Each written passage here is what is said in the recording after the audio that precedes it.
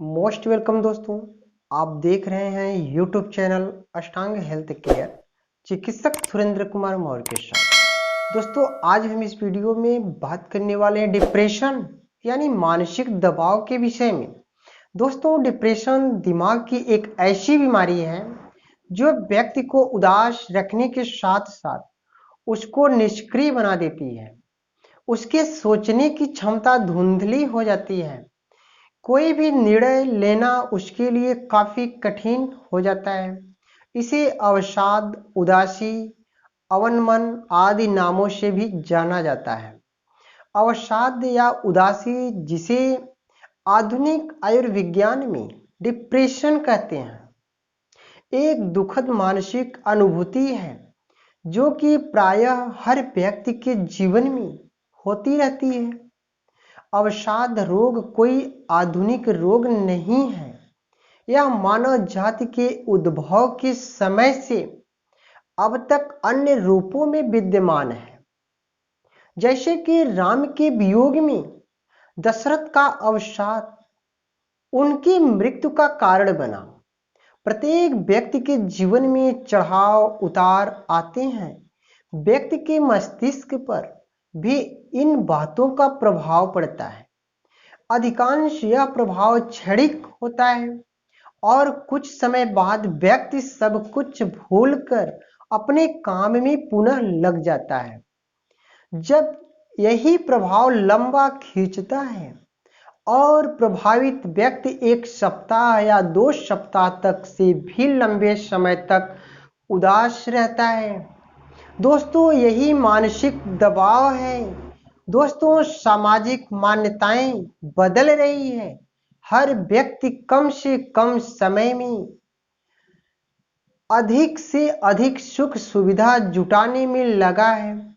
इस सुविधा को जुटाने के लिए पति पत्नी दोनों नौकरी करने लगे। अब दोनों को अपनी समस्याएं हैं जिन्हें समझने के लिए दोनों के पास समय नहीं है। फलस्वरूप उनके जीवन में निराश बढ़ने लगी और डिप्रेशन का रोग हो गया। अमेरिका सहित सभी विकसित देशों में डिप्रेशन के रोग में तेजी से वृद्धि हो रही है। हर 20 में से कम एक तो अवश्य ही डिप्रेशन का रोगी है। दोस्तों, अवसाद डिप्रेशन मन की एक अवस्था है। जीवन में कठिन क्षणों, निराशाओं, सुख या किसी हादसे के दौरान मन का उदास होना स्वाभाविक है। पर जब यही उदासी कारण मन की गहराइयों में उतर जाती है और उस पर इस कदर छा जाती है कि कुछ अच्छा नहीं लगता, चारों तरफ अंधेरा ही अंधेरा दिखता है और जीने की चाह नहीं रहती, तो यह रोग बन जाता है। इसे ही अवसाद या डिप्रेशन कहते हैं।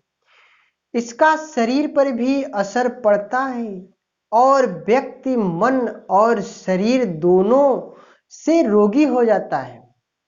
यह किसी तरह का पागलपन नहीं है और न ही चरित्र या व्यक्तित्व की कमजोरी, बल्कि यह एक रोग है जो किसी भी व्यक्ति को हो सकता है।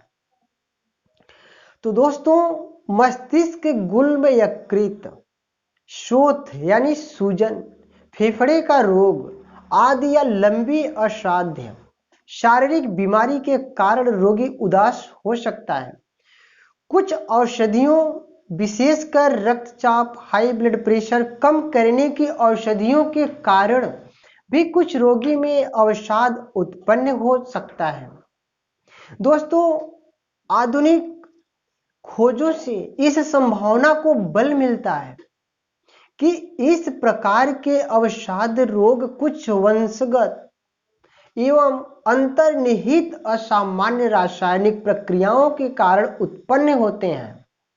मित्रों, डिप्रेशन का मरीज शारीरिक स्तर पर थका और मानसिक स्तर पर उदास रहता है। यह बीमारी किसी भी उम्र के व्यक्ति को हो सकती है। फिर भी युवावस्था व बुढ़ापे में इसका जोर अधिक रहता है। इसी प्रकार स्त्री व पुरुष दोनों में यह परिस्थिति समान रूप में पाई जाती है। मित्रों, यह बीमारी मुख्य रूप से मस्तिष्क में रासायनिक स्राव की असंतुलन के कारण होती है। यह केवल मानसिक ही नहीं, शारीरिक रोग भी है। दोस्तों, डिप्रेशन रोग आमतौर पर दो प्रकार का माना गया है। पहला होता है दोस्तों एंडोजीनियस डिप्रेशन, दूसरा होता है दोस्तों न्यूरेटिक डिप्रेशन। दोस्तों, पहले हम बात करते हैं एंडोजीनियस डिप्रेशन के टॉपिक पर। एंडोजीनियस डिप्रेशन में उदासी अंदर से होती है दोस्तों। इसके लक्षण निम्न प्रकार के माने जाते हैं, जैसे कि रोगी सोचता है कि अब तो अच्छे दिन आएंगे ही नहीं। यह सोचकर हर वक्त मन उदास रहता है, भूख नहीं लगती है, वजन घट जाता है दोस्तों, ठीक से नींद नहीं आती है, थकान, आलस और सुस्ती, किसी भी काम को करने में स्वयं से व अंदर से उत्साहित नहीं होता है। दोस्तों, किसी स्पष्ट कारण के चिंतित रहना, सोचता रहता है हाय अब क्या होगा। आत्महत्या का बार बार मन में विचार आता रहता है। इसके साथ ही गंभीर हो जाने पर कान में आवाजें सुनाई देने लगती हैं या मन में झूठे यकीन आने लगते हैं। आमतौर पर एंडोजीनियस डिप्रेशन एपिसोड है। दूसरा डिप्रेशन होता है दोस्तों न्यूरेटिक डिप्रेशन। यह डिप्रेशन दोस्तों एंडोजीनियस डिप्रेशन से भिन्न होता है। इससे व्यक्ति उदास होते हुए भी अपने आसपास होती हुई घटनाओं से प्रभावित होता है तथा खुशी महसूस कर सकता है। कार्य करने की क्षमता कम होते हुए भी कार्यरत रहता है। चिड़चिड़ापन, थकान आदि रहती तो है, किंतु आत्महत्या के विचार काफी कम आते हैं। दोस्तों, गंभीर होने पर न्यूरेटिक तथा एंडोजीनियस डिप्रेशन में भेद करना मुश्किल होता है, किंतु न्यूरेटिक डिप्रेशन 2 वर्षों से ज्यादा चलता है। दोस्तों, कभी कभी जीवन में हादसों के कारण भी डिप्रेशन होता है और प्रभावित व्यक्ति एकदम गुमसुम हो जाता है, न खाता है, न हंसता है, न ही बोलता है। कुछ बीमारियों में भी डिप्रेशन का रोग हो जाता है, जैसे डायबिटीज, हाइपोथायराइड। किंतु बीमारियों से संबंधित डिप्रेशन रोग के ठीक होने के साथ ही ठीक भी हो जाता है। डिप्रेशन होने के कुछ प्रमुख लक्षण माने जाते हैं, जैसे कि उदासी या अवसाद की भावना होना, लोगों से मिलने जुलने का मन न होना, अपने मित्रों को कोई बहाना बनाकर टाल देना। रोगी यदि संबंधियों या मित्रों से बातचीत भी करता है तो उसकी बातों में पहले जैसी सजीवता नहीं रहती है। वह धीरे धीरे एवं धीमी आवाज से बड़े ही नीरस ढंग से बात करते हैं। दोस्तों, काम काज में रोगी का मन न लगना, रोगी के लिए हर काम बोझ सा होता है। उसके दिमाग में हमेशा यह बात रहती है कि मैं कुछ नहीं कर पाऊंगा। यहाँ तक कि नित्य कर्म, नहाना, खाना, कपड़े पहनना आदि भी दुर्भर हो जाते हैं। दोस्तों, रोगी को सदैव घबराहट सी बनी रहती है। रोगी में हीनता की भावना आ जाती है। दोस्तों, रोगी को रोने की बहुत इच्छा होती है। रोगी अकेले में या कभी कभी दूसरों के सामने फुट फुट कर रोने लगता है। मित्रों, रोगी को नींद नहीं आती। प्रायः ऐसे रोगी सवेरे बहुत जल्दी उठ जाते हैं और उस समय उसके लक्षण विशेषकर घबराहट एवं उदासी अत्यंत तीव्र हो उठते हैं। दोस्तों, रोगी में आत्महत्या करने की इच्छा या उसका ऐसा प्रयास करना अवसाद रोग का एक महत्वपूर्ण लक्षण है।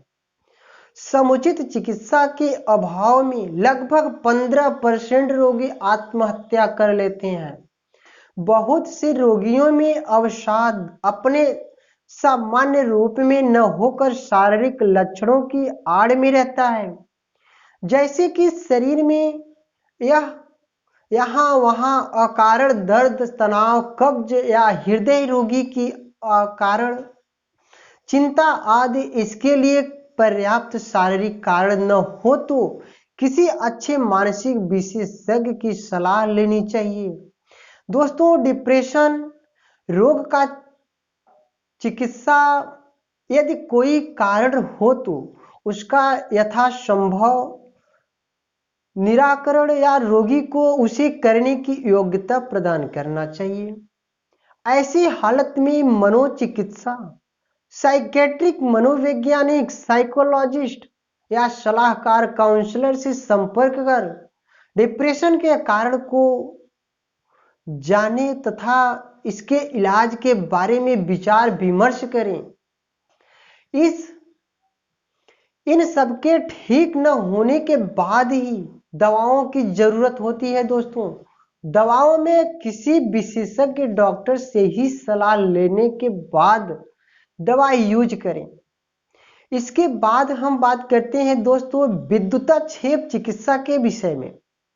दोस्तों, यदि अवसाद अत्यंत तीव्र हो और आत्महत्या की संभावना अधिक हो तो चिकित्सा को अविलंब शुरू कर देना चाहिए। जितना जल्दी हो सके उतना जल्दी इस चिकित्सा को शुरू कर देना चाहिए।